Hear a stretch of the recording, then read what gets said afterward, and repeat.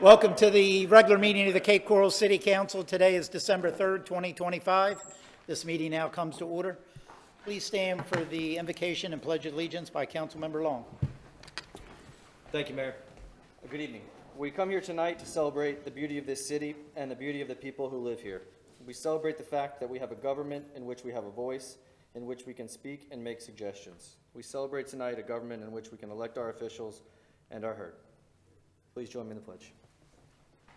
I pledge allegiance to the flag of the United States of America and to the republic for which it stands, one nation under God, indivisible, with liberty and justice for all.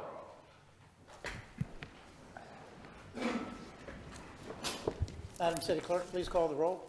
Mayor Gunter. Here. Council members Donnell. Here. Kaduke. Here. Kilrain. Here. Lastra. Here. Lehman. Here.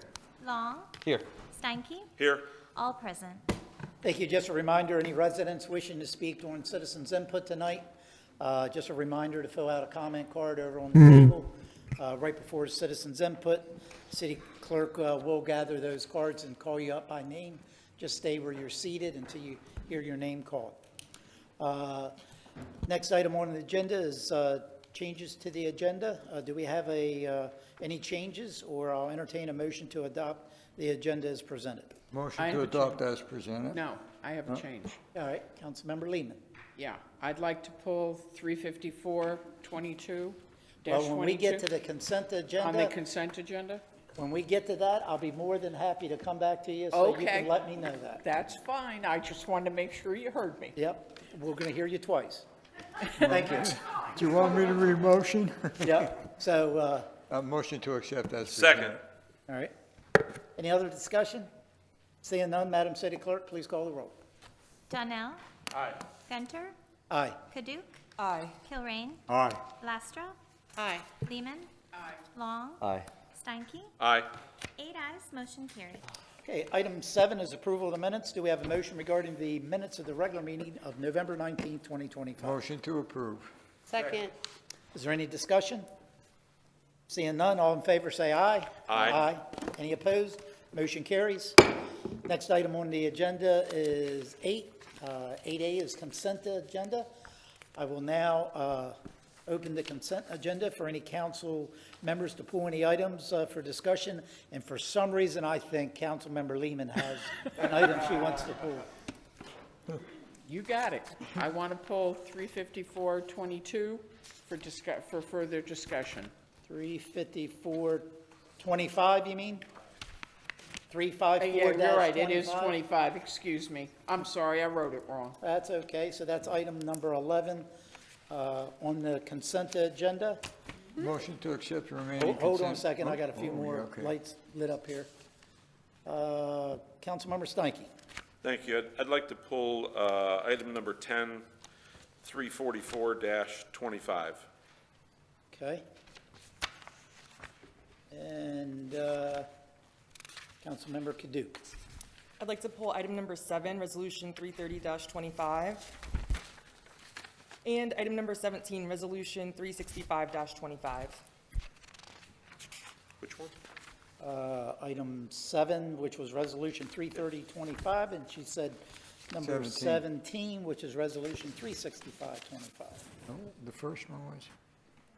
All right, so, all right, got everybody written down here correctly. We got Councilmember Kaduke pulled item 7, Councilmember Steinke item 10, Councilmember Lehman was item 11, and item 17 was Councilmember Kaduke. We have a total of 18 resolutions on the consent agenda, so we have 1, 2, 3, 4 items that are being pulled. So I will entertain a motion for the remainder resolutions on the consent agenda. Motion to approve. Second. All right, any other council discussion? Seeing none, Madam City Clerk, please call the roll. Donnell. Aye. Gunter. Aye. Kaduke. Aye. Kilrain. Aye. Lastra. Aye. Lehman. Aye. Long. Aye. Steinke. Aye. 8 ayes, motion carried. Okay, we have Resolution 330-25. Councilmember Kaduke pulled this particular item, so I'll turn the floor over to you, ma'am. Thank you, Mayor. So I guess my question really comes from our e-comments this evening. These items were clearly known prior to our fiscal year '26 budget approval, so why were they not in our proposed budget to begin with? Bill Corbett, Public Works. So there's really two components to the budget. There's the design and the construction. So the construction will be included, the increase in the construction will be included in fiscal year '27 budget, which is forthcoming. Regarding the design, the AMP, the Asset Management Plan, which we submit as part of the budget, is due in January. We work through the budget workshops with City Council going through August, and our last budget workshop was August 5th of this past year, 2025. Moving on into September, where it was introduced to council for final, for hearing on 9/11, final adoption 9/25. We received the final scope and fee from the engineers on September 9th. So having started that process in January, we didn't have the extra information there. So regarding those soft costs, though, there are other soft costs which we have yielded savings on in North 1 West. And so we are working, that does offset, from the bottom line. But it was not incorporated due to that timeline related to development of the asset management plan, introduction and workshopping with council, and then, of course, the initial and final resolutions. Okay, thank you. Okay, I see no other lights on. I entertain a motion for Resolution 330-25. Motion to approve. Any other council discussion? Seeing none, Madam City Clerk, please call the roll. Donnell. Gunter. Aye. Paduk. Aye. Kilrain. Aye. Lastra. Aye. Lehman. Aye. Long. Aye. Steinke. Aye. 8 ayes, motion carried. Okay, we'll move on to Resolution 344-25. I believe Councilmember Steinke pulled that item. I'll turn the floor over to you, sir. Thank you, Mayor. The reason I pulled this has nothing to do with an objection to it, but in full support of it, and wanted to make sure that it gets public recognition. It's a great example of the community coming together to contribute to the city and do things that we couldn't necessarily put into our budget. We've seen things like this cut before. And so when the citizens get together and form organizations to help contribute toward the beauty of our city, I think it deserves acknowledgement, and very happy for it. And also a plea for those that are in attendance or those watching at home, for those that would like to help participate in this tree trust. You can contact Don Apking. Don Apking is actively involved and leads the group. We have several that are residents, not only here in Cape Coral, but other places in the country that are involved. So if you would like to be involved in it as well, certainly reach out to Don Apking, or you could reach out to me as well. So that being said, I would like to make a motion that 344-25 is approved. Second. Any other council discussion? Seeing none, Madam City Clerk, please call the roll. Donnell. Aye. Gunter. Aye. Paduk. Aye. Kilrain. Aye.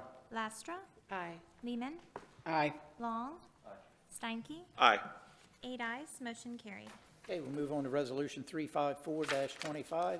Councilmember Lehman, you pulled this item. I'll turn the floor over to you. Yes, I did. Thank you. I did because personally, I think it's a frivolous expenditure. I don't think we need flags and banners hanging down Cape Coral Parkway to be changed 3 and 4 times a year. We're trying to cut basically pull the belt in, not spend extravagantly, and I feel this is an extravagance we don't need to spend right now. Or in '26. With the UEP and with everything else going on, I think we need to pull back, and I think this is a prime example of what can be pulled back. Thank you. Councilmember Kadook. Thank you, Mayor. This was also an item that we knew would be an expense, so I don't know why we wouldn't include this in our budget, and it's requiring a budget amendment. And also, why is it not funded through the CRA? I thought we spoke about this in the CRA. It's coming out of the general fund.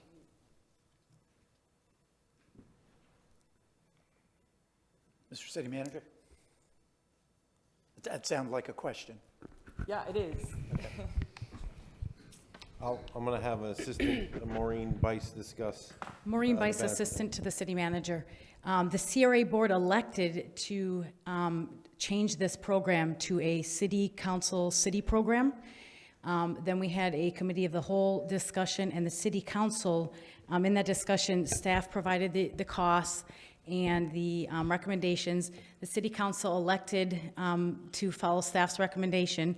This occurred after the budget was approved, so this occurred at a recent City Account meeting. So why can't it be funded through the CRA? Because the CRA Board recommended to the City Council that that this program be a city program, not a CRA program. Citywide? Correct. Okay, thank you. Sure. Just one quick question for me. Can you advise what the CRA was expending on this program?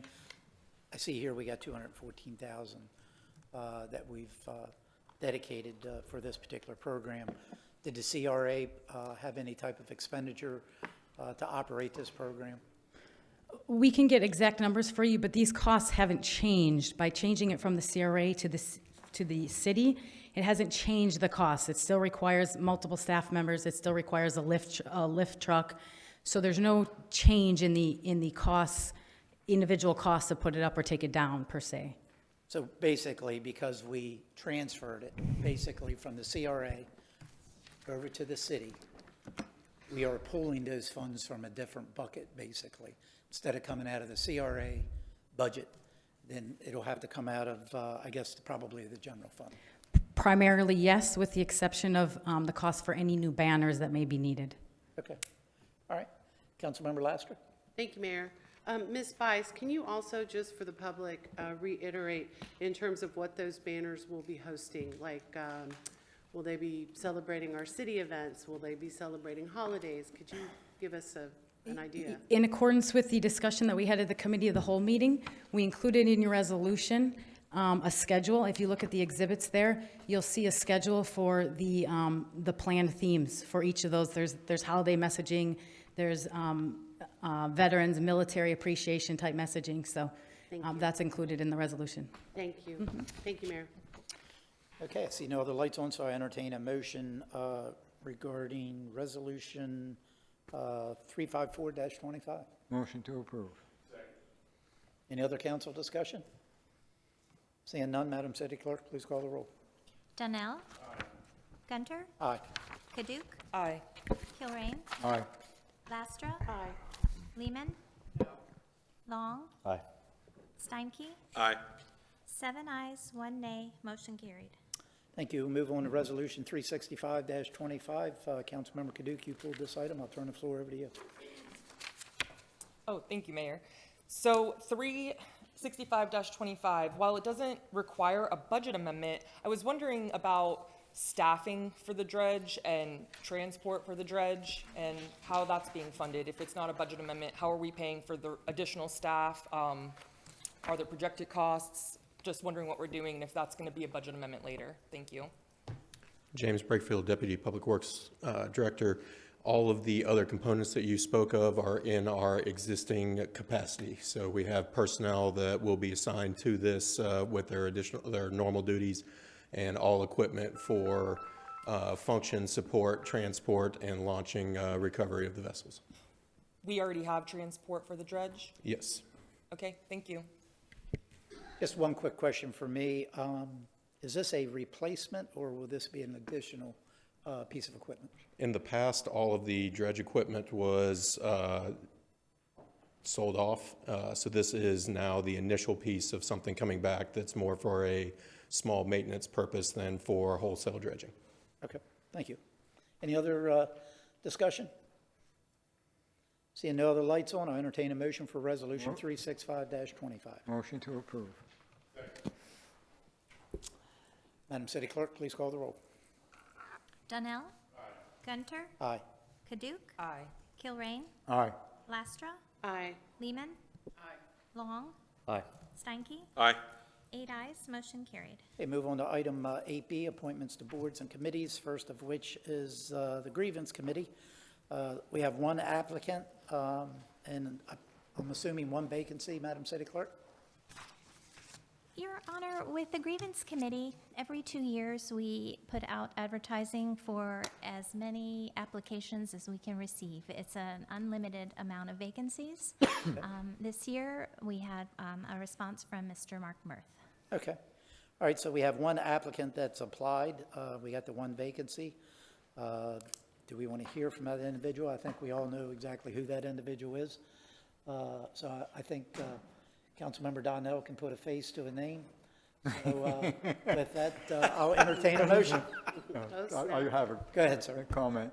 With this motion, I think that it's a shame that we have to scrape the bottom of the barrel for someone of this caliber. In all due respect, I think that Mark certainly has done a great job and has been a strong contributor across the ways, and I strongly support his appointment, so thank you. I'd make the motion for his appointment. Second. Any other discussion?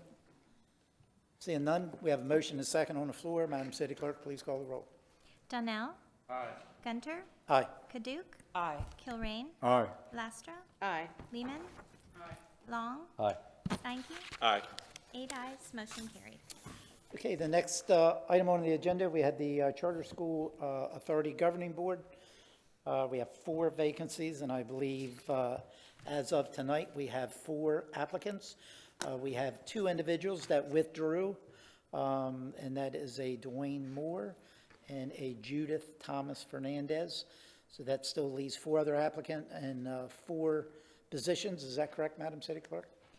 Your Honor, that is correct. I know there's some complexities that I was There going to is. mention after Okay. this. The complexities are, we have basically a couple different openings. We have a business community opening. Unfortunately, the 2 applicants that withdrew kind of fit the criteria there. So I would assume, Madam City Clerk, we can re-advertise that position? Yes, sir. All right, and then that leaves us 2 other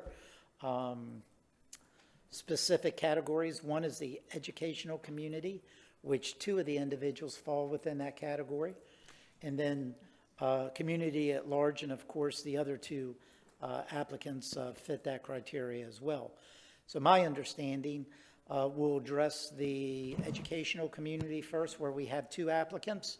We'll have a discussion with council and eventually a motion, and then whoever the other individual that isn't picked in the educational community will automatically drop down, and we will have 3 applicants for those positions, correct? Community at large, yes. Yep.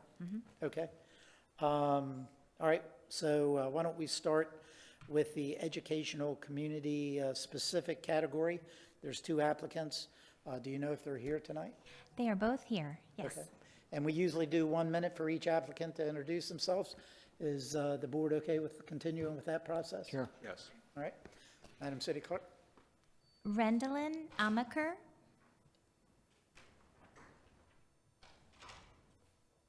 Good evening, Mayor and council members. I hope everyone had a great Thanksgiving. My name is Rendellin Amaker. I've met you before in this chamber. I am a recently retired elementary school principal with 35 years of educational experience. I have my bachelor's degree in English, a master's degree in English as well from Nova Southeastern University, and I'm currently a law student at Florida State University at the School of Law.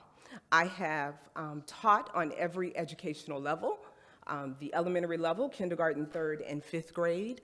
In middle school, I taught language arts. 6th through 8th, high school, I taught English. I've taught adult education in the ESOL program, and I have also been an adjunct professor at Broward College in Broward County. I have my professional certification. I have it in English, journalism, ESOL. Oh, that's a whole minute. Yep. Thank you. I appreciate the opportunity to serve. Thank you. Sarah Katine.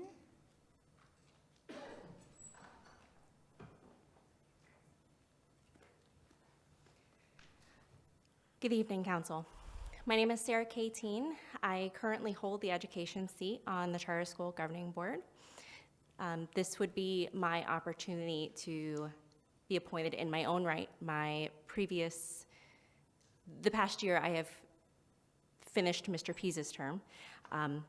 I have a son who is in the first grade at Oasis Elementary North, and I also have 6 years of classroom experience with both middle and high school math with Lee County School District. My time in the classroom, I feel, as well as now being a parent, has given me valuable insight into what those students need from their teachers and what those teachers and staff members need to be successful. And I just look forward to an opportunity to continue to serve the Cape Coral community and the Oasis community. Thank you. Thank you. So they're the only two individuals for the educational community specifically, correct? Yes, sir. All right, so I guess what we'll do is we'll go down our voting order, and each council member can pick which particular item, or I'm sorry, individual that they support for that position. Donnell? Gunter? Kateen? Kaduke? Amaker? Kilrain? Kateen? Lastra? Amaker? Lehman? Long? Kateen. Steinke? Kateen. So that's 3 for Amaker and 5 for Kateen. Okay, I'll entertain a motion to reflect that. Motion to approve as the vote came out. Second? Which is Ms. Kateen. Kateen, yes. Okay. Any other discussion? Seeing none, Madam City Clerk, please call the roll. Donnell? Aye. Gunter? Aye. Kaduke? Aye. Kilrain? Aye. Lastra? Aye. Lehman? Long? Aye. Steinke? Aye. 8 ayes, motion carried. Okay, and Ms. Amaker, she'll go ahead and move down to the community at large, so we'll have 3 applicants there. We have 2 other individuals. Madam City Clerk, would you like to call them up for their 1-minute introduction? Maikisha Ataseli?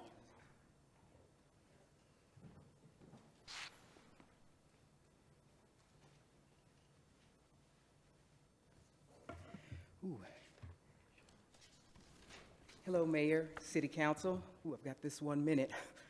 Ooh, that goes fast. My name is Maikisha Ataseli.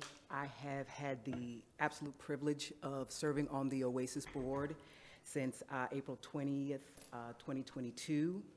And since I was appointed to the board, I graduated with my Master's of Social Work. In my day-to-day job, I have the privilege of standing with families and youth who are impacted in our criminal justice system. And I believe that that experience helps me to understand the importance of school and how Oasis impacts this community. I think that having that experience and understanding is a perspective that I bring to the board, and I would be very honored if you continue to consider me for an additional term. Thank you. Thank you. Christopher Jackson?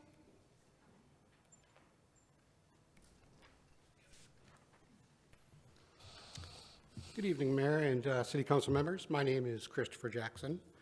So as the current chair of the board, I'd like to respectfully request your consideration for a reappointment. Over my term, I've built and maintained a strong working relationship with our charter school staff and administration, as well as with various city departments, directors, and community partners. I'm deeply committed to continuing the collaborative work that I've helped our schools thrive and remain focused on advancing initiatives that support academic excellence, student success, and community engagement. My goal is to help guide our charter schools toward continued growth as a high-performing A-rated institution, and I'd be honored to continue in serving in this capacity and to see these efforts through to completion. Again, thank you for your consideration, and I'd be open to any questions that you may have. So, Thank thank you you. very much. Thank you. Thank you. All right, Madam City Clerk, it looks like we still have 3 positions open, and it looks like 3 applicants that are still left to choose from. Is that correct? Well, it's actually 2 in the community at large category. The other vacancy is under the business category. Okay. All right, and could you, Mr. City Attorney, can you explain, because I know, if I recall correctly, this has recently changed, or was that another board that was recently I changed? think it was recently changed. Is the makeup of the board, is that kind of set in stone? Is that a? This one is. This one is, the other? Yeah, we changed the one for the youth council. Youth council. We allowed a little Okay. bit of flexibility to address the Okay. outcome. All right, so we basically have 3 applicants for 2 positions at the community at large. Yes. Okay. So with that being said, Madam City Clerk, if you could go down the voting order again, and we'll pick 2 individuals. Donnell, Jackson. Jackson. Atticelli, and Jackson.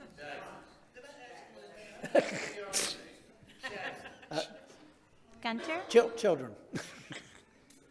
Gunter? My 2 picks will be for reappointment for both individuals, Jackson and Estelli. Kaduk? Estelli and Jackson. Kilrain? Reappointments for Ethel and Jackson. Lastra? Estelli and Jackson, whatever. Lehman? Estelli and Jackson. Long? Atticelli and Jackson. Steinke? Atticelli and Jackson.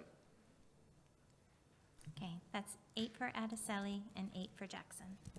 I'll entertain a motion to reflect that. Motion to reflect Ethel and Jackson to be the accepted members, Second. appointed members. Second. Any other discussion? Seeing none, Madam City Clerk, please call the roll. Donnell? Aye. Gunter? Aye. Kaduk? Aye. Kilrain? Aye. Lastra? Aye. Lehman? Aye. Long? Aye. Steinke? Aye. 8 ayes, motion carried. Thank you, Ms. Amaker. I think you're an excellent candidate, and I wish we had a position for you. But please keep us in mind for the future, because your credentials, I think you can sit on this board very easily. So, thank you for applying. All right, let's move on to the next item on the agenda, which is the ratification of the chair and vice chair of the Community Redevelopment Agency. Back on November 12th of this year, the CRA approved Commissioner Lastra as the chair and Commissioner Kilrain as the vice chair. So as a result of that, that has to come before City Council to be ratified. Mr. City Attorney, can we do that under one motion, or do we have to do each, the chair and the vice chair separately? You could do it under one motion, just a ratification. Okay. One motion sufficient. All right, so I will open up for a motion or any discussion. I'll make the motion to appoint the chair and vice chair as Lastra and Kilrain. And it's just a ratification of the action taken by the CRA board regarding Commissioner Lastra as the chair and Commissioner Kilrain as the vice chair for the CRA board for the period of the year 2026. That's what I said, Mr. Johnson. I'll second that. All right, we got a motion and a second. So with that being said, Madam City Clerk, please call the roll. Donnell? Aye. Gunter? Aye. Kaduk? Aye. Kilrain? Aye. Lastra? Aye. Lehman? Aye. Long? Aye. Steinke? Aye. 8 ayes, motion carried.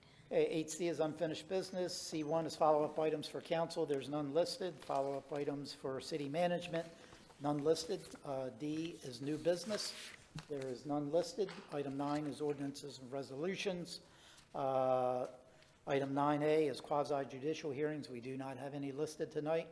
9B are legislative public hearings, first of which is ordinance 62-25. Madam City Clerk, please read the title.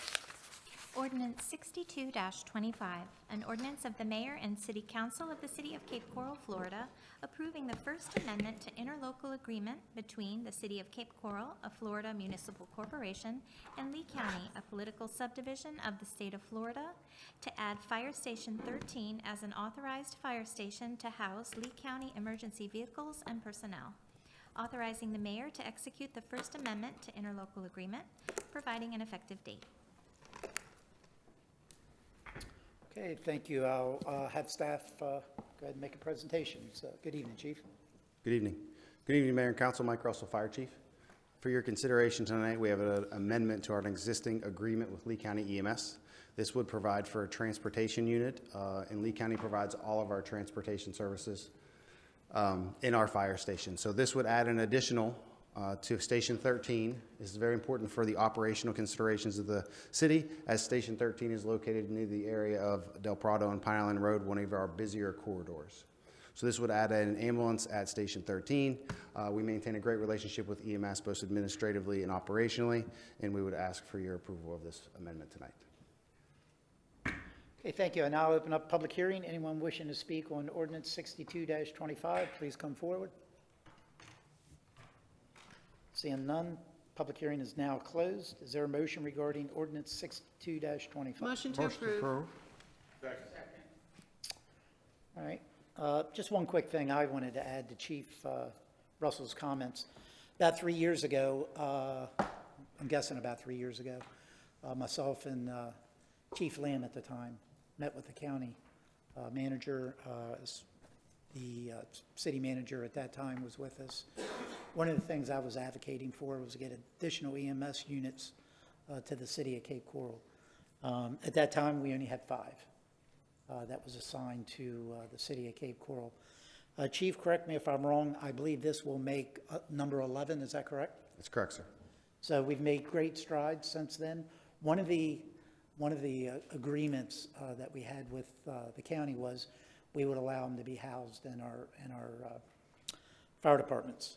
And I think, as you can see, to go from 5 to 11 in such a short period of time, to me, that was a no-brainer because we have over double the coverage today than we did 3 years ago. So, and that's a testament to Chief Lamb, Chief Russell, the 2 city managers getting together and trying to make sure that, EMS, which is about 75–80% of our calls here, in Cape Coral, we want to make sure that we had the proper coverage, not to mention the rescue units that we've also implemented and put in place. So great job. So I would definitely support this. Seeing no other lights on, we have a motion and a second on the floor. Madam City Clerk, please call the roll. Donnell? Aye. Gunter? Aye. Kaduke? Aye. Kilrain? Aye. Lastra? Aye. Lehman? Long? Aye. Steinke? Aye. 8 ayes, motion carried. Okay, let's move on to ordinance 64-25. Madam City Clerk, please read the title. Ordinance 64-25, an ordinance of the mayor and city council of the city of Cape Coral, Florida, amending the city of Cape Coral, Florida Code of Ordinances, Chapter 29, Economic Development and Business Incentive Programs, Article 1, General Provisions, Sections 29-2, 29-3, 29-4, regarding the goals and general program requirements and guidelines for the economic and business development incentives, amending Chapter 29, Economic Development and Business Incentive Programs, Article 2, Incentives, Sections 29-7, 29-8, 29-9, and 29-10, regarding modifications to certain economic incentive programs, providing for codification and resolution of conflicting laws, providing for severability and an effective date. Okay, I'll turn it over to staff. Good afternoon, Mayor, council members. Sharon Woodbury, Economic Development Manager. I'm here today to discuss, or before you is the proposed amendments to the Chapter 29 Economic Development Incentive Programs. These changes were presented to you during the October 15th Committee of the Whole meeting. I have the presentation here if you'd like to review it again. Otherwise, I can stand by for any questions. Okay, everyone recall the presentation that we just had and the backup material. Everybody's okay? Sure. All right. Yep. All right, I will open up public hearing. Anyone wishing to speak on ordinance 64-25, please come forward. Seeing none, public hearing is now closed, and I'll entertain a motion regarding ordinance 64-25. Motion to approve. Second. Is there any other council discussion? Seeing none, Madam City Clerk, please call the roll. Donnell. Aye. Gunter. Aye. Duke. Aye. Kilrain. Aye. Lastra. Aye. Lehman. Long. Aye. Steinke. Aye. 8 ayes, motion carried. Okay, just a reminder, if you want to speak for citizens' input, you haven't filled out a card, City Clerk is over there collecting the cards now. Please make sure you get one to her. Item 10 is citizens' input time, which is a maximum of 60 minutes. Set on the input of citizens on matters concerning city government, 3 minutes per individual. Please remember to state your name for the record. Please remain seated until your name is called by the city clerk, and then you'll come forward, use the podium to my left, your right. Madam City Clerk. Donald Hazlett.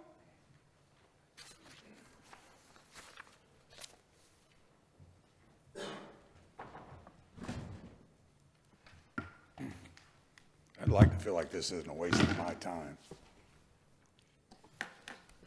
I mean, you know, corruption is very horrible. To be dragged out of my driveway at gunpoint by police officers, and not a single soul actually give a. Sir, you can't use Sir, curse words. as much as I've been respected, I really do not need you to tell me what I can and can't do. I have a I'm First sorry, you can't Amendment use right profanity. to speak how I choose. And I'm being very polite and considering the things that I've been through. And no one has nothing to say. You guys just think I'm going to go away? You think this problem is going to disappear? It's not. Far from it. You know, I don't need the whole 3 minutes if y'all ain't got nothing to say. It's clearly a waste of my time. But I would think that it would be a consideration of yours not to be a waste of your time. What about the citizens of this city? I happen to be one of them. And I don't really care for cowards. Right, Michael? I am so tired.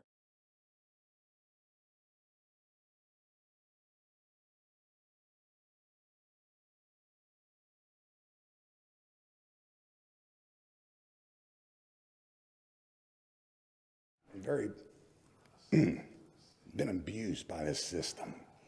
And then to drag me across the river and through that court system, it's disappointing. When does any of you guys stand up for us? We are the people, aren't we? Isn't every dime that you're spending ours? I mean, you rubber stamp things like it doesn't matter. You know, I've been here 14 years and I've watched it grow. I used to enjoy the peace and quiet and the people and everything. But thanks to a chosen few, I can no longer do that. And it isn't my fault. I'm an innocent man that's been abused. There's no other word I can use. Human rights violations, for God's sakes. And none of you all care. You come at me like I've done something wrong to any one of you, and I haven't. In fact, I don't know any of you. You know, Jennifer, when I gave you my number, I was hoping that you would have called back. I really was. I was hoping that somebody would care. But obviously no one does. And Mayor, that is your fault, because these are your employees. You're responsible for the whole shooting match, everything, from the top to the bottom. And when citizens are standing in front of you begging for help, it's not between me and the police department, sir. It's between you and your police department. I'm a victim. And I damn sure do not deserve to have one more ounce of being victimized by anyone. Thank you. Your 3 minutes is up. Thank you, sir. We're having a little trouble with our timer. We have a backup one that we're going to put on the microphone. All right. Adam Gorman and Lane Jones.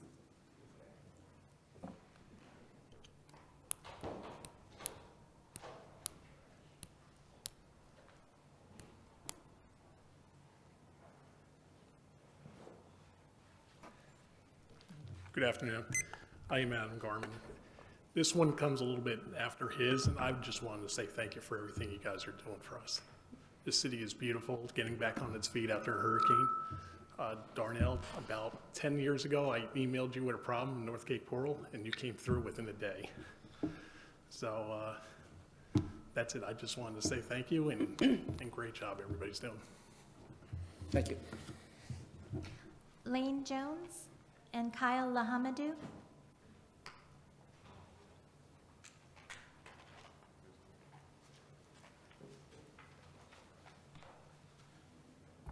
Hello, Lane Jones. I live on 36 Terrace, and I'm here to address the idea of a flagpole 250 feet tall to celebrate our country's some patriotic thing. Anyway, Mr. Iljitsin seems to want this so badly. Why don't we put that in his backyard? I think he could probably get some expedited permitting. He seems to think that this is the cost of the puppy is the price of the whole thing. We're going to run this up, and we're going to take public donations, presumably from contractors and anyone else who wants to just grease some skids with a little bit of money going to a very public effort. We're not supposed to say the word flag and stupid in the same sentence. I heard someone say that, but we can say decision and stupid in the same sentence. And we can say not being good shepherds of the public purse as a sentence, which is your primary job. This is a nice to have, not a need to have, and it does not have anything to do with the patriotism of anyone in this community. What it has to do is the profligate waste of taxpayer money. Again. Y'all haven't learned your lessons. You're back at it. Enough already. Thank you. Thank you.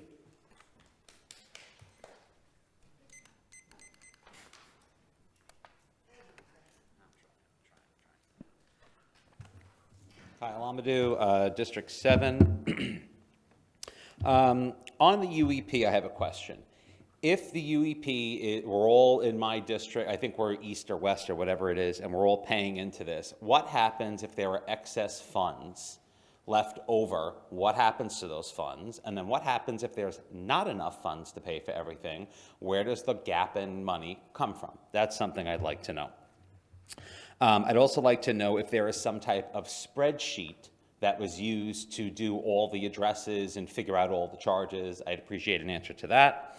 I'll also quickly touch on the flagpole. Again, I think it's a waste of money. Everybody, I'm assuming, knows I even donated to it because I stated I would, that if it's with 100% donations. What's going to happen if the donations do not come through? What's going to happen to the people who donated? I'm curious, they're going to get their money back, or are you guys going to find some other funding, or are we all just going to get taxed to make it happen? Yacht Club seems to, again, just be a way of money. The project, again, keeps on ballooning out of control. And I also believe that someone asked here in June if FF&E was included, and they were advised yes on public record, and then we were told FF&E is not included, I believe, last month on public record. So some clarification on whether it is or is not included would be nice, and if it is included, great. If it's not, we deserve an answer to why we were told it was included. So that's something else. And then, you know, that's obviously, Mr. Mason, your pants are on fire. And then you asked about 15% increase in spending, and you said you were going to send an email, and I'm just curious if I got a response to it. Thank you. Thank you. Christopher Jackson and Julia Atari. Good evening again, Mayor and Council. I'm going to read my statement because I can typically write better than I speak. So I just wanted to take a moment and acknowledge something that I feel is important. So I fully understand that many of the decisions that council has to make are very difficult decisions, and that no choice will ever please everyone. But I hope you also understand that there are constituents who see value and appreciate the work that you're doing. I, for one, believe in investing in beautiful parks, well-maintained streets, and cutting-edge yacht club that can bring new energy, tourism, and revenue into our cities. I believe in turning blight into beauty and creating a community we can all be proud of. So while some of the naysayers may be the loudest voices in the room, that does not mean that they are a majority. Many of us support the progress, the vision, and the commitments you bring to this city, even if we aren't always the ones here at this microphone. So with that being said, thank you for your service and your continued commitment to move our city forward. Again, I know that the decisions you always make are difficult ones and they won't please everybody, but don't think that the naysayers that come to the meetings or on the communities are, sometimes the naysayers are the loudest, but that doesn't mean that they're majorities. So thank you for your commitment and all that you do for us. So it's appreciated. Thank you.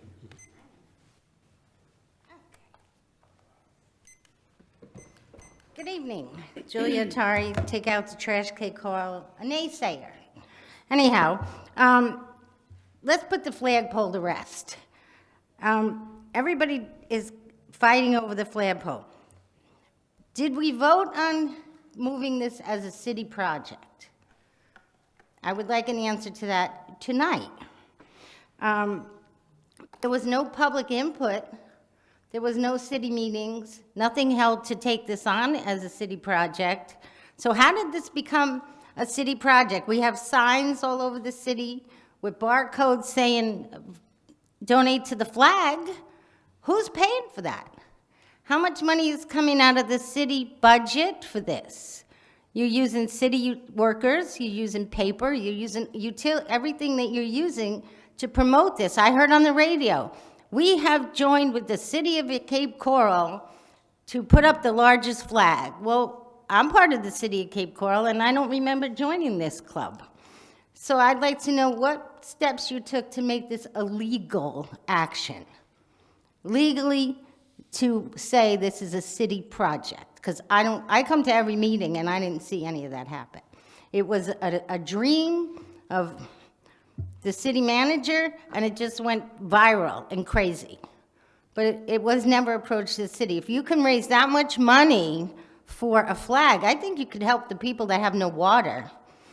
There's a reason why there's so many houses for sale here. They can't afford to stay. The electric, the water, everything right down to the grocery stores. It's too much. You're spending too much. We say it all the time. But you have to follow legal channels, and I don't think just saying we're going to put up a flagpole and we're going to get donations, and where's the bank account? Where's the money going? How much money have you spent on the advertising? Who's paying for that? Those are questions you have to answer, and I don't want to hear, oh, I have to think about it or I'll get back to you, because the person that put this forward is sitting in this room. Thank you. Dave Kalish and Dan Shepard. Santa's outside.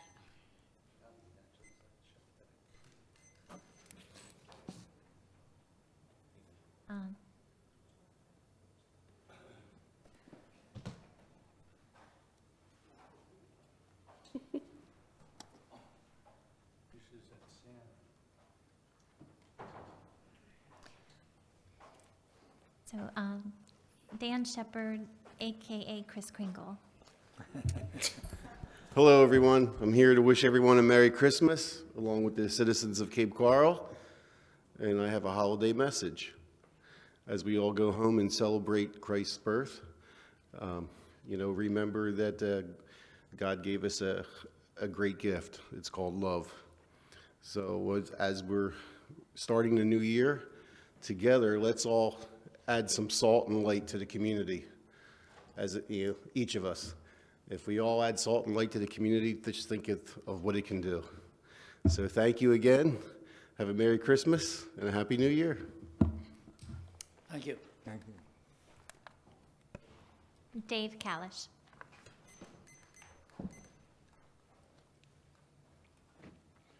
to bring my sweatshirt. It was too cold last week, or whenever. Anyway, like she said, I'm Dave Kalish. I'm here, and no offense, but people are saying that the naysayers aren't the majority of the city, okay? They really shouldn't be making an opinion like that. I don't make an opinion about them, okay? Everybody's entitled to feel the way they want, but it's not something that needs to go on record where you can make up whatever you want, and that's what's going on, and I take offense to that.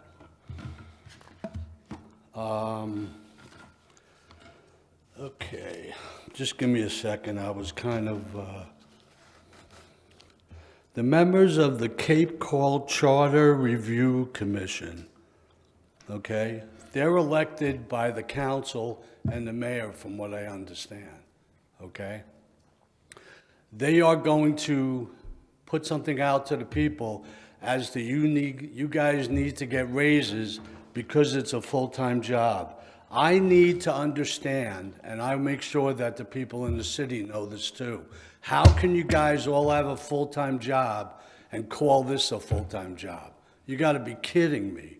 You can't do both. I've never seen anybody do both. So I take offense to that. I take offense to a lot of things. You guys know that by now. Okay, you're having that meeting on the golf course. That's Thursday, I believe, at 5:30. Unfortunately, I'm not going to be able to make that. I really wish I could, but I'll see if I can get someone to go there so we can at least find out what's going on, because everything is, I mean, some people gave you guys compliments, and you're all not bad, okay? But for the most part, what you guys do is, it's very, very, very discouraging. If I could afford it, I would leave the city yesterday. And thank you. Thank you. That's all for the comment cards. Okay, I'll open up for any council's comments regarding public input. Councilmember Laster. Thank you, Mayor. I just wanted to address, and I'm sad Mr. Hazelit left, but I just wanted to clarify something. I know he called me out and said that he gave me his number and he thought I would call him, and it's not that I don't want to help. I'll help anybody that asks me for help if it's within my power. And sadly, in Mr. Hazelit's case, as Mr. City Manager pointed out a month or so ago, it's way above our pay grade. There isn't anything that we in this building or this council can do to help him. What I was going to suggest to him was to reach out to the Florida Department of Law Enforcement and file his complaint of corruption within our police department. They are the state body that handles that type of complaint, and I'm going to highly recommend that he do that in the future or soon so that he can get clarity on his case. Let's see, Mr. Lamadou, thank you for coming as always. UEP, I'll probably let Councilmember Kadouk handle those answers, but about the leftover funds, if not, we can get you an email and get that information to you. And then again, with the equipment and the fixtures that was brought up a few weeks ago, I don't have any information on that, so maybe Councilmember Kadouk does. Let's talk flag. Ms. Atari and Ms. Jones, thank you for coming.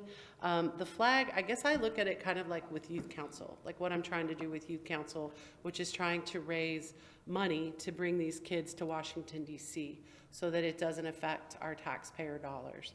I know that our communications department spends their time and does advertise events that we have or have had, and I don't know what the cost is, but I can certainly find that out. You know, I think Mr. City Manager pointed out very clearly that this would come from donations, so it wouldn't affect those of us, the taxpayers, but there are valid points. What's the upkeep going to be? Who's going to be responsible for that? How much is that going to cost? What's that going to entail?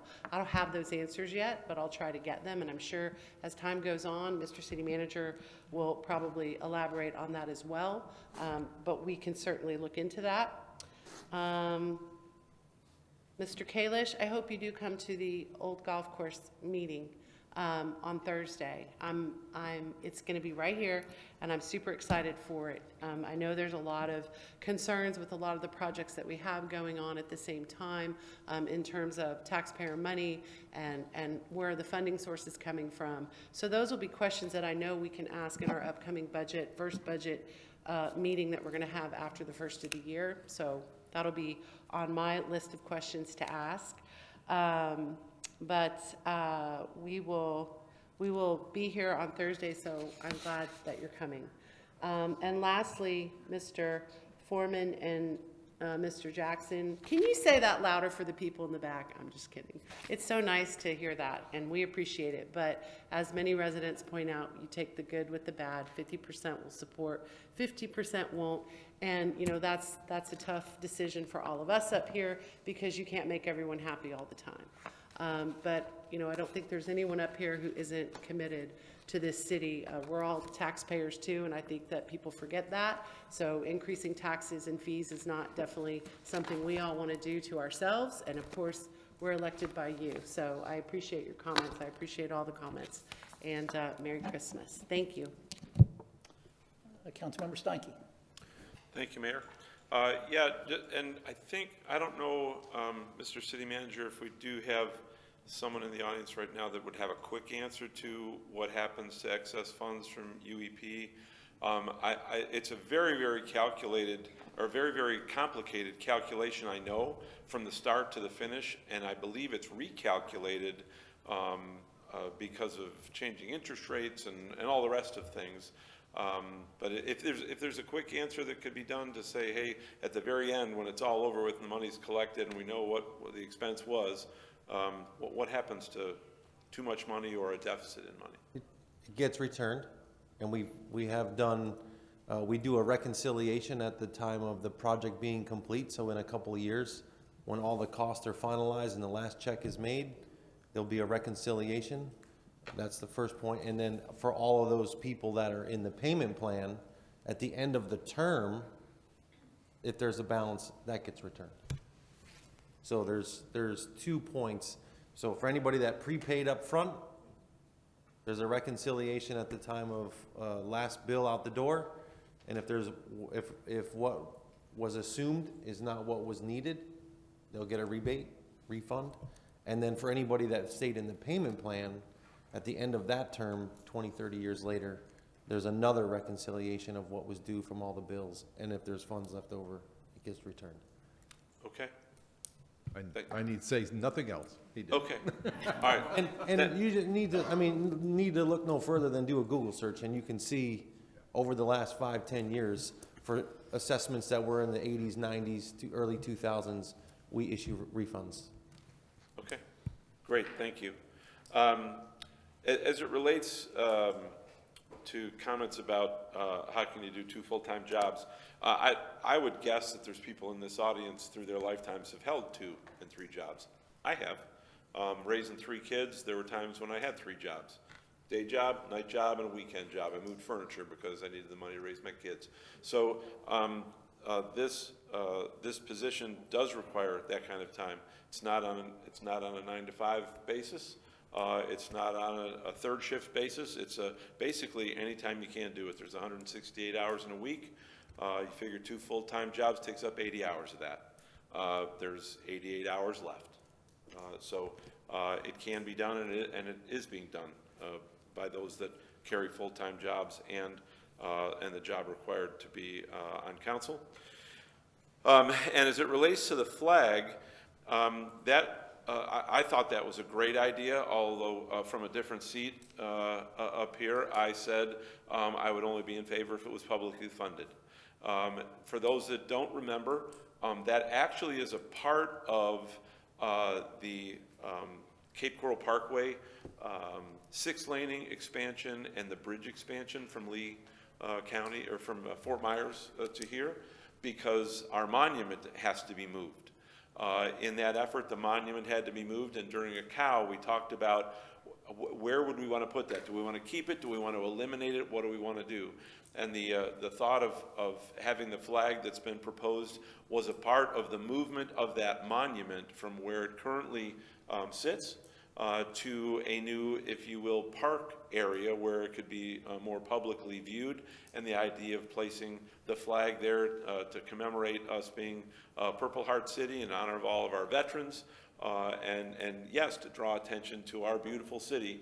That's where that came up. And so I am still in favor of it as long as it is publicly funded. And I think that during that this council showed support for that being done as long as it was publicly funded. And the efforts that are being put in place right now to raise funds are from people that want to contribute and are like-minded in that regard to be able to do that without taxpayer dollars. And that's it for me. Councilmember Lehman? Yeah. Mr. City Manager, with regards to the flagpole, how much money has been collected yet by donations? I've heard numbers like 35,000 thrown around, yet the cost of the flag is 500,000. Can you shed some light on this, please? God bless America. Well, let me start off with this. I serve this country as well as many others to give people the freedom to speak for and against anything they want in this great nation. And so I applaud everybody that has either donated or has concerns about the flagpole. We live in America. We have the right to speak, and people are exercising that right. That's the whole purpose of this flag project.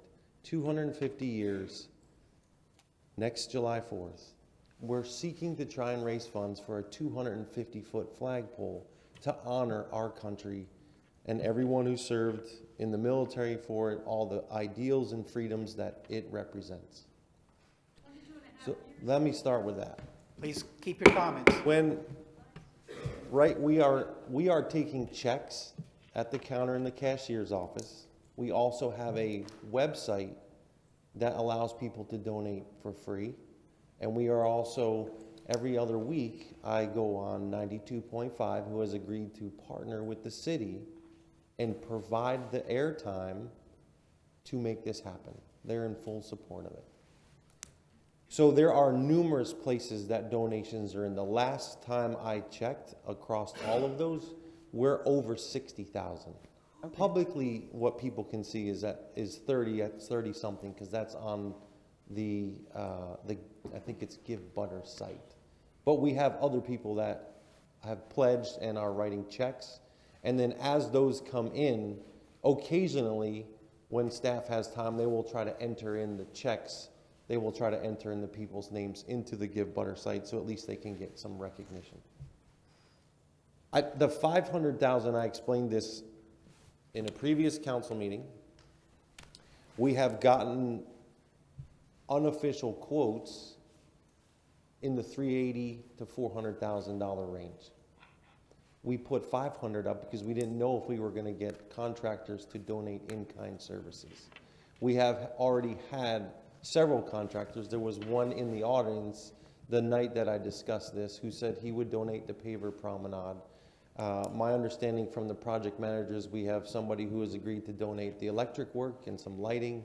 So we are focusing all of our efforts all the way through to the next July 4th to have the flagpole.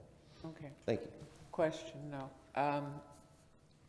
If the total cost, and I understand we have a lot of people that are willing to donate their work, the electrical work, the concrete pads and whatnot, but the actual flagpole and the flags that are going to be used, if enough money is not collected in donations, is then the flagpole going to become a city purchase order? In which case then it's getting paid, the difference is getting paid for by the city? I'm not prepared to get ahead of our community and assume what is going to happen. Okay. At some point down the road, if we do not raise enough based on the actual cost of the flagpole, then I will have to make a determination what to do with those donations. So it's not going to be a city purchase order to ultimately purchase the flagpole and the flags? City Council made that very clear to me several months ago. Okay, thank you. Councilmember Kadook? Thank you, Mayor. Regarding the UEP questions, I believe the resident was asking what happens after it's teed up if we didn't have enough funds, meaning, I fire all my We've financing staff. yeah, we've refunded. Just kidding, just kidding. We've That- refunded, that but we should never haven't ever happen. charged more. So is there a methodology why we already have enough money and that's why people are being refunded? Yeah, so they put together, I believe, the resident asked, do we have spreadsheets? Yes, we know to the square foot exactly how many square feet each property is. We have the bids from the projects. We know exactly the cost allocations to what's transportation, what's stormwater, what's assessment, what's capital facility expansion charge. We've been doing these assessments for 30 years. And so it has not happened in my 24 years that we have run short. But I suppose that could happen, but I have full confidence in all of my finance staff that that is not going to happen. So like myself, I received a bill. I pay it by March 31st if I prepay. Yes. I'm not going to get a bill later saying, oh, you owe even more. No, you're gonna bill, if you prepay the bill, when we reconcile all those, based on where the actual expense came in, final, then you would actually get a refund at that time from what was collected. And I guess just to get more in the weeds of that, for all the people that are prepaying, now that's giving finance the direction of what they need to bond out. So the more people that, in the past, we actually offered prepayment discounts because the more cash we got in up front allowed us to debt fund less. We don't offer that anymore, but that was one mechanism in the past. Yeah, but that's the reason that we closed the prepayment period before we do that. Yeah. So that we know roughly what we need to debt fund.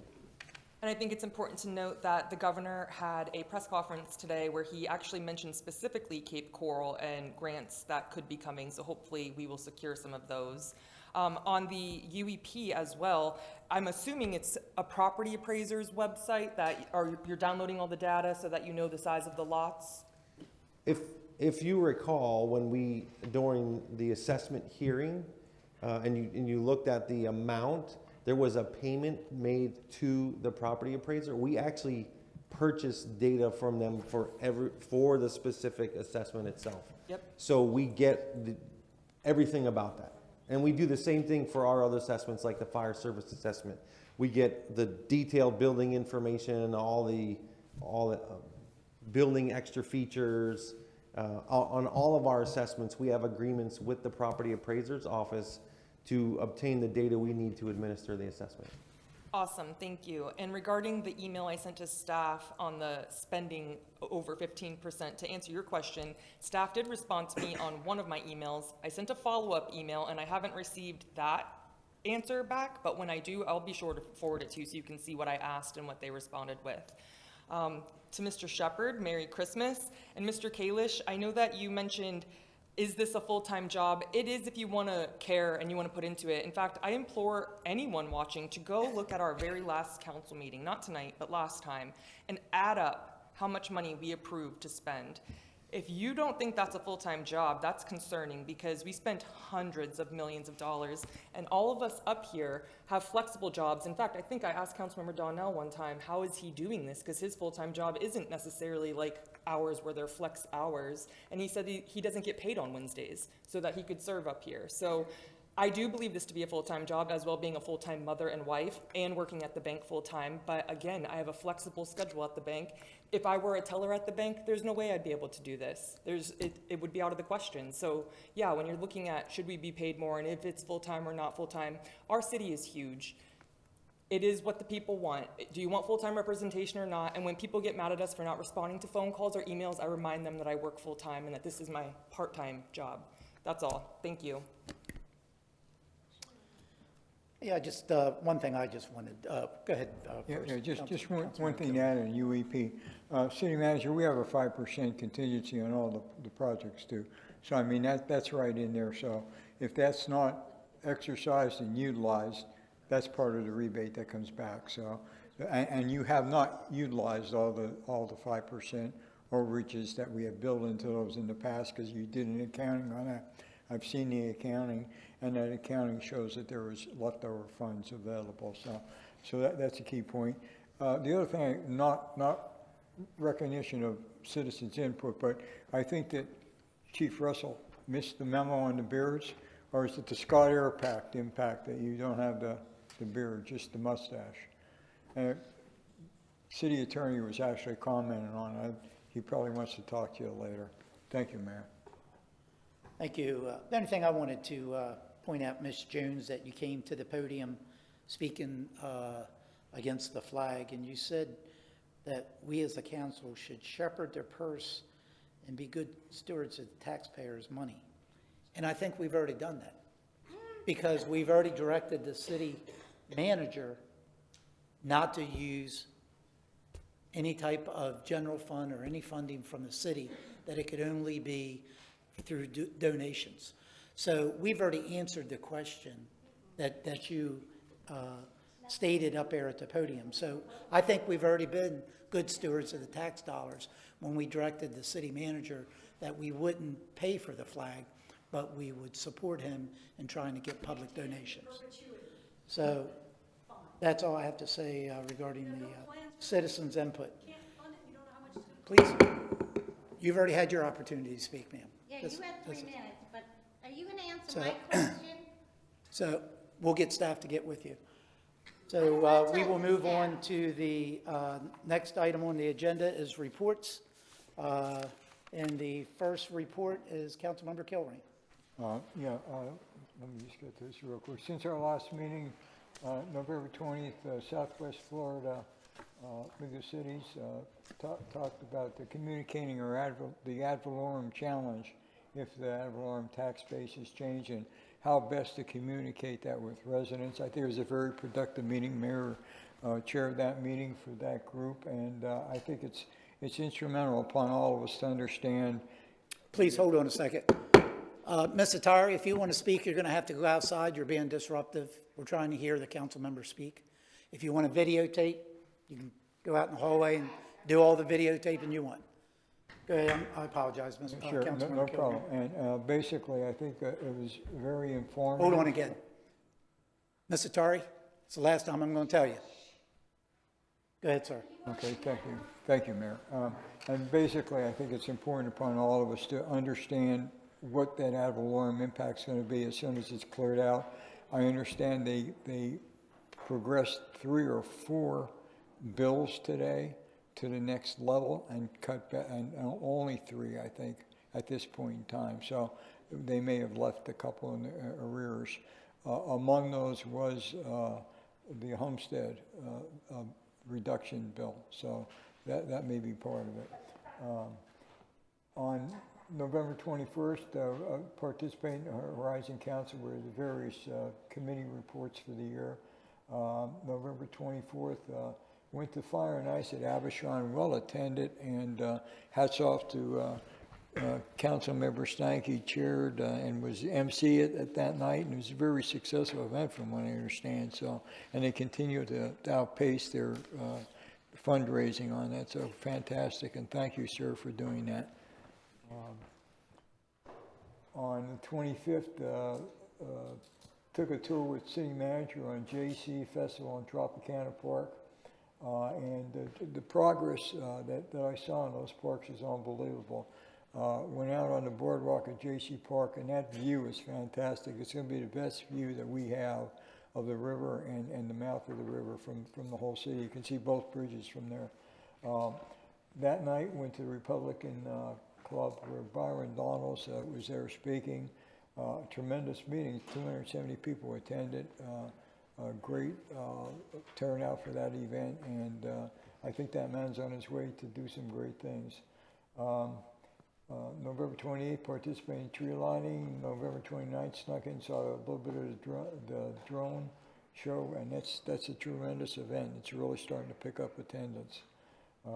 Last night went to Kiwanis, and also met with CCCIA, talking a little bit about some of their incentives that they'd like to have done yesterday. And I'll be in Orlando the 4th and the 5th. Thank you, Mayor. Thank you, Councilmember Laster. Thank you, Mayor. I too attended the tree lighting last week. It was beautiful. Great job to Parks and Recs and staff. I want to bring up two things. The first thing I would like to bring up is I had committed back in June when we changed citizens input time to the end of our meetings that I would analyze numbers, and I think you all got the numbers. I believe you all got the spreadsheet that I had asked to be sent around. And looking at the numbers, we're basically 85 when we had citizens input in the beginning of the meetings versus 70. And I committed to bring this up, and I just kind of wanted to get, I guess, Mayor, maybe a feel by a thumbs up, thumbs down, if there's any appetite from this council to look at revisiting this at a future CAL next year. And if there is no appetite to do that, then I will commit to looking at the numbers again from January to June. So how do you want me just to ask people thumbs up, thumbs down, or what do you think, Mayor? Yeah, we'll go throughout. Councilmember Kaduke has her light on. Okay, so perfect. Anybody that wants to speak? Perfect. Go ahead. Oh, my question would be, how many people were speaking specifically on the consent agenda? Because I believe we got that data and it was 0. 0, because I can't.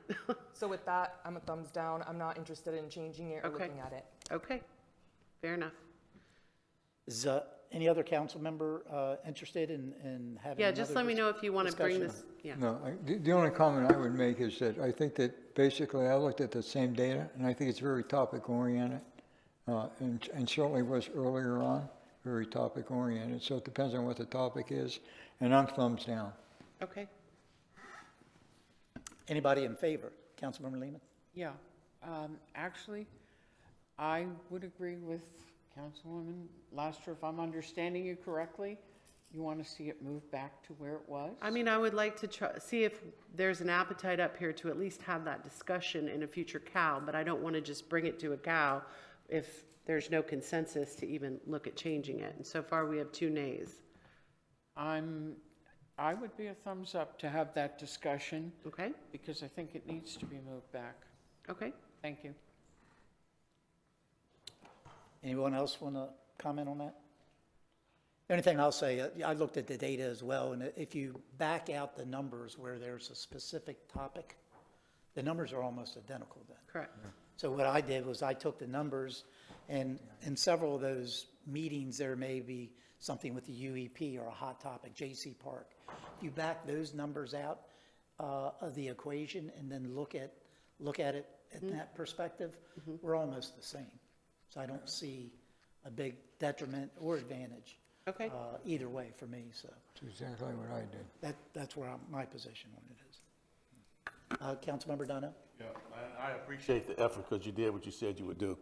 And I think moving forward, one of the things that you all have already articulated, one of the things we talked about was the timing. And I think as we move forward to see what time, that was a big thing when we can't get here, it'll be later, but I'll be interested in another column about when we started citizens input, when we went to 4 o'clock. And that was what I was looking for. So again, that data is, you know, what you seek is what you find.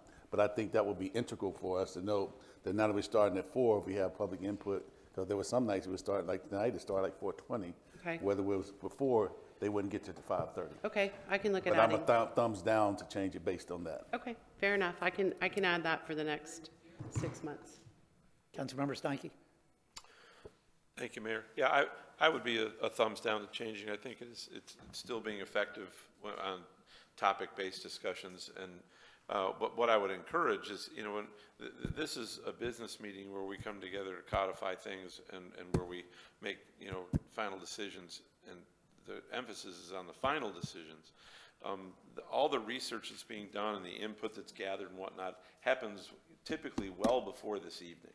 And so the opportunity for input prior to this meeting, I think, are the ones that need to be taken advantage of.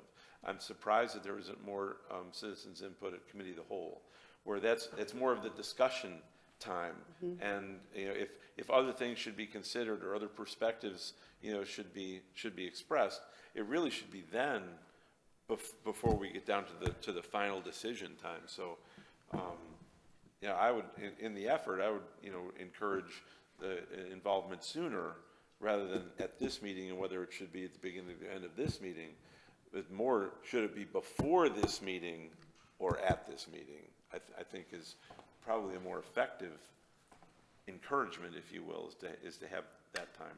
Sure, and I will say that since we've changed it, the amount of interaction with residents prior to these meetings with voicing their concerns has definitely increased and given us an opportunity to respond to them ahead of this meeting.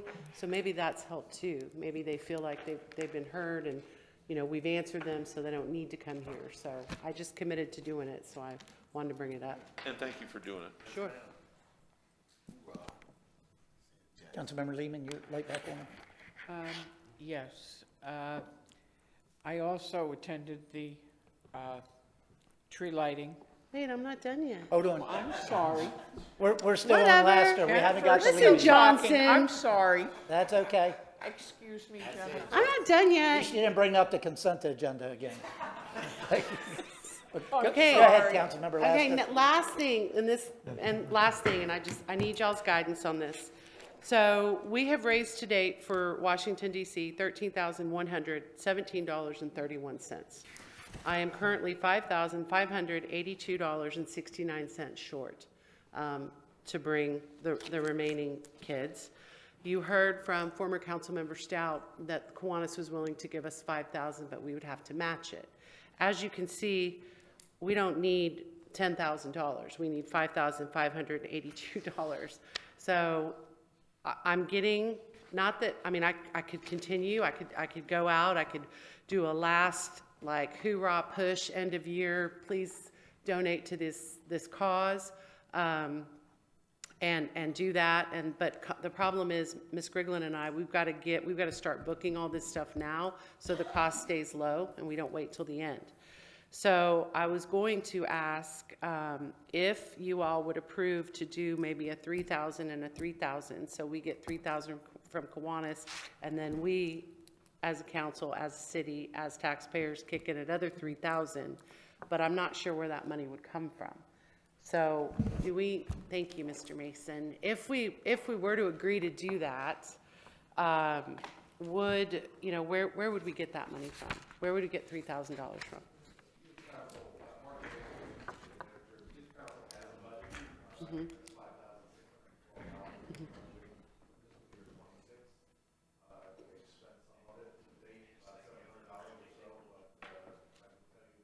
We have enough? Okay. Okay. So then my next question would be, do we need to have a vote or something if we wanted to use that money for youth council, or would it need to be amended, or how would that work, Mr. Mason? Oh, it is? So it doesn't matter? Yes. Okay. Okay, that's going to be my last resort. I'm going to do one final push the next 2 weeks to try to get this $5,582 and not have to dip into our budget. So I'm going to do one final push, and then I may come back, and then we may go the other route. Never mind. Thank you, Mayor. Councilmember Lehman, you have a report? Are you finished now, Jennifer? Yes, ma'am. Wanted to make sure. At any rate, for all the people that complain about everything in Cape Coral, the tree lighting and then on Saturday night, the drone show were so well attended. It was packed. Both nights was absolutely packed. They were both wonderful. And I think people need to realize that there are a lot of things that Cape Coral does that they don't do in other cities. There are a lot of things for community involvement that people need to be more aware of. read the on the move that the city manager sends out that tells you what's going on in the city. Because there's such a difference. There's so many things that go on, and there's so many positive things about Cape Coral that seem to fall through the cracks at times. Thank you. Thank you, Mr. Mayor. You're welcome. Councilmember Long, report. No report, Mayor. Councilmember Steinke. Thank you, Mayor. I attended the Southwest Florida League of Cities monthly meeting on the 20th of November. On the 25th, I also attended with Councilmember Kilrain, Byron Donald's visit to our city. He was very well received, had a lot of good things to say, and I was there in the hopes of catching him for a short conversation, but he was in and out. But for those that are interested, we have called upon his office to assist us with our need for dredging permits. There was a group of citizens that I've been working with that helped produce a letter that we sent to his office, and then that was followed by a letter from our city, authored by the mayor, and he has contacted federal contacts in an effort to speed that process so that we can get the dredging that we so desperately need done as soon as we can get those permits approved. And that's it for me. Okay, thank you. Councilmember Donnell? Thank you, Mayor. Number one, I did say Jackson, sorry. All right, get back to my report. So. You didn't. So. What's great is these things are recorded. Excuse me, Mayor, don't I have the floor, please? Yeah, Could you yes, tell them to relax? Yeah. Point of order. Next Wednesday, our next meeting, everybody make sure you make plans to be here. Those littles and the owlets, they're gonna come to be doing the chorus, and I am so excited. It's gonna happen at 3:30 right before the meeting, so we're not cutting into time. So please, it's gonna be about 30 of them there, so excited. And I appreciate the chief, as well as Ms. Grigland and others who worked hard to get them in they have a process now, so we don't have to deal with the noise that we dealt with. And I'm just excited about it, as you can see. With that excitement going on, I want to say, as you have heard, I want to give a challenge, starting with me, to the council, and to everyone, the two people that came with the positive things. I've come to the realization, having sat here this third time, is that people find what they seek. Why don't you let that sink in? You find what you seek.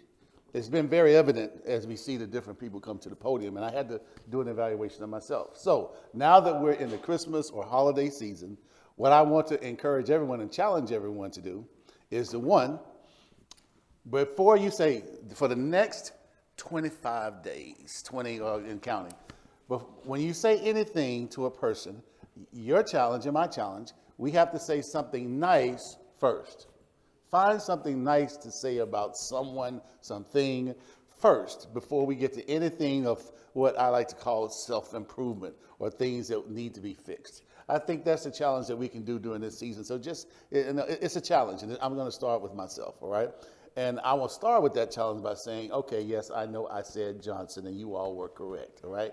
Now, so what I wanted to go to on the last thing was this.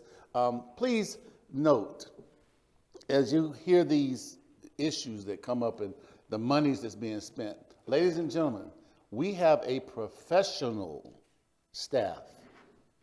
Those of you all who've ever had jobs or have a job, you're good at your job, you're an expert at your job because you live and breathe your job 40 plus hours a week.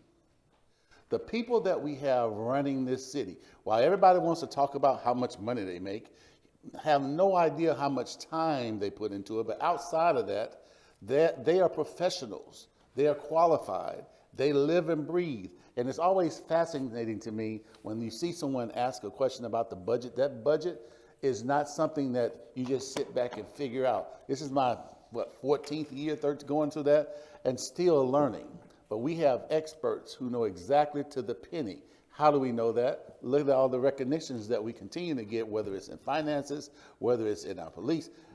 Just be comforted to know that you're in good hands in the city. And don't ever forget that we're growing. Council, we are growing a city in a time where everything is going up. I'll just leave you with that. Thank you, Mayor. That's all. Next Thursday, next Wednesday, be here, 3:30. Thank you. Councilmember Kadook? Thank you, Mayor. On November 21st, I attended the Horizon Council meeting. And again, I would like to reiterate that I'm very proud that they have now added an Arts and Culture Committee to their overall future. On November 28th, I attended the city's tree lighting, and that was an amazing event. Thank you to staff and Parks and Rec and the special event staff for putting that on. Councilmember Lastra did me dirty by posting a photo of me with my triple chin. Thank you for that. Whatever. You did And not. also, The yes. baby was super cute, though. I had a triple chin, thanks. When it comes to the youth council, I don't want to sound heartless when I say this, but it really boils down to when we're budgeting, we're looking at needs of the city versus wants of the city, and I'll leave it at that. Tomorrow is the old golf course meeting, so if anyone is interested, they should definitely attend that, and it will be here in council chambers, so I'm looking forward to that. And also, why I'm talking about it, Mr. Kalish brought up, is this a full-time job? We're doing reports right now of things that we did not sitting here, as well as the prep that we have for the meeting. And if any of you want to take it upon yourself to click through all the documents that we have to read to make sound decisions, it's a lot. That's all. Thank you, Mayor. Okay, thank you. Yeah, I think it's important to mention probably the least amount of time that we dedicate to the city is sitting in these chairs. For sure. The hours and hours of work that it takes just to make the decision or to sit here for whatever the length of the meeting is. That's the shortest period of time that we probably advocate, for the city for. Back on 11/20, I had the honor to be a guest speaker at the Family Initiative. They had a ribbon cutting. It's a great organization here in the city that provides an immense service to our city and surrounding county.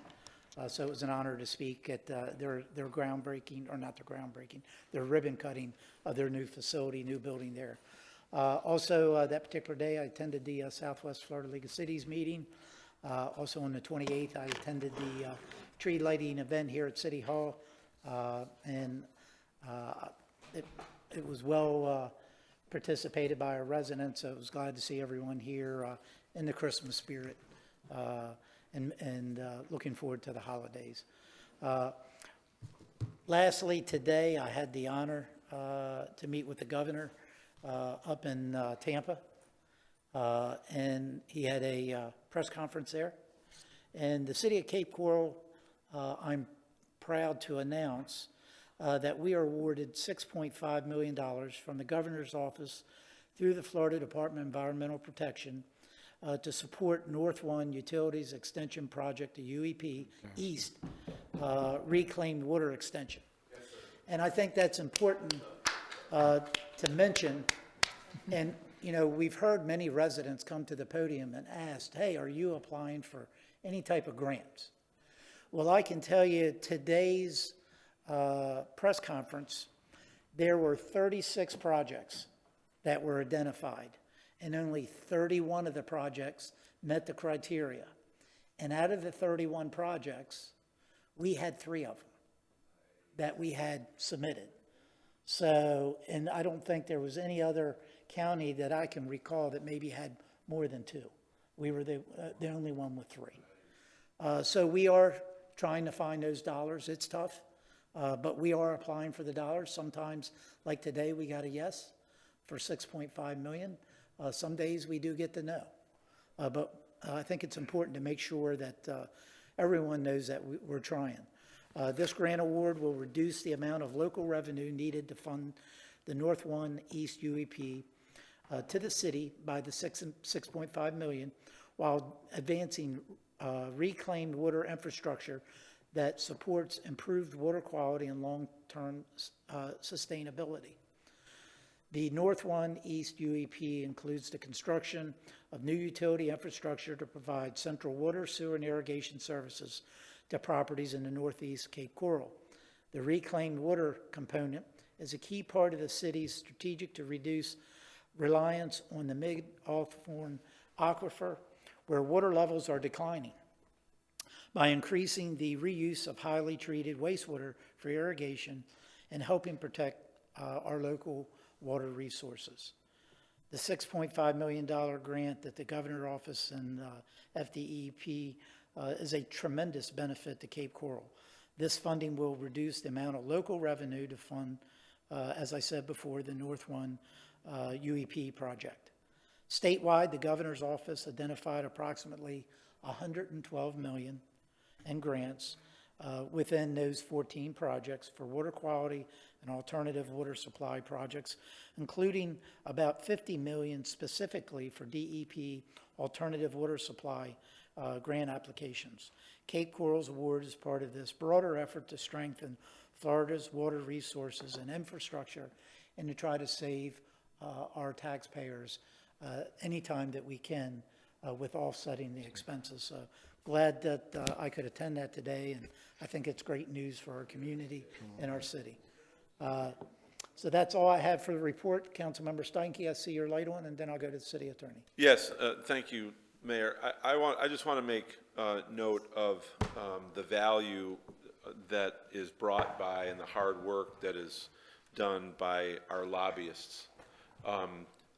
This wouldn't come about if it weren't for, in this case, Nick Matthews and Dane Eagle, having the relationships that they have in Tallahassee, making sure that the decision-making individuals there know our needs, know our situation, and are constantly representing us. It's so valuable to have them there. And so if they're watching or they watch via tape some other time, Nick and Dane, thank you for your help in this effort. Yeah, and I will say I spoke with Dane Eagle a couple times this week, and like most press conferences, we had no idea exactly what or if we were going to get anything. And I know that Dane was working behind the scenes, and I'm sure Nick was too, but I did speak with Dane specifically the last few days coming up to today. So like Councilmember Steinke said, they do a phenomenal job for our city, and they're the workhorse of a lot of our grant opportunities that we have, and you know, they're a tremendous asset to the city, for sure. Mr. City Attorney, report. Yes, thank you, Mayor. In anticipation of the December 10th meeting that's going to, the special meeting that's going to start at 1 o'clock in order to discuss the potential referendum items. In the past, I know that with the assistance of the city clerk, we were able to at least get confirmation from the supervisor of elections regarding the limitations of the referendum items, both on the primary and the general election. On the primary, it was supposed to be 5. On the general election, it was supposed to be 4. Today, we found out that they have altered that position. We received confirmation today from the supervisor of elections that there are no limitations on either the primary or the general. I'm letting you all know that now because up until this morning, I have always conveyed to you that there was a limitation. We have found out that that limitation no longer exists. I don't know what that is attributable to. We have tried to get that clarification, but there has been a non-response as of right now.